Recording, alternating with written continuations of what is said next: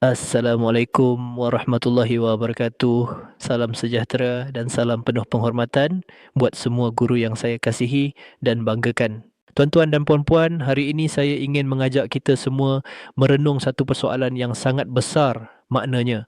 Mengapa guru menjadi kuat apabila berhadapan dengan pelajar yang lemah? Tuan-tuan dan puan-puan, pelajar yang cemerlang memberi kepuasan, tetapi pelajar yang lemah memberi makna, kerana di situlah peranan sebenar seorang guru bermula.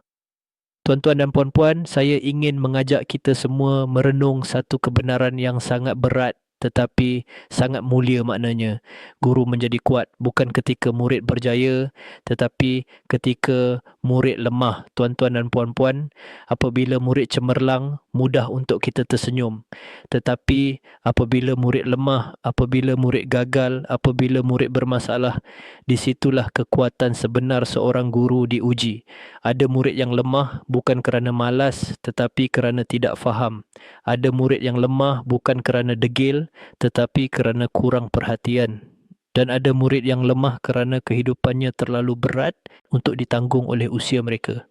Tuan-tuan dan puan-puan, dalam saat murid lemah, guru tidak boleh ikut lemah. Dalam saat murid jatuh, guru tidak boleh berpaling. Kerana ketika itulah murid paling memerlukan seorang guru yang kuat. Guru yang kuat bukan guru yang meninggikan suara, tetapi guru yang meninggikan kesabaran. Bukan guru yang menghukum tanpa memahami, tetapi guru yang memimpin dengan empati. Tuan-tuan dan puan-puan, kadang-kadang murid tidak memerlukan jawapan, mereka memerlukan keyakinan, keyakinan bahawa mereka masih boleh berubah, keyakinan bahawa mereka masih ada harapan, dan keyakinan itu datangnya daripada guru yang tidak berputus asa. Ingatlah, murid yang paling lemah hari ini mungkin murid yang paling berjaya suatu hari nanti. Tetapi kejayaan itu hanya berlaku jika hari ini ada guru yang sanggup menjadi kuat untuk mereka.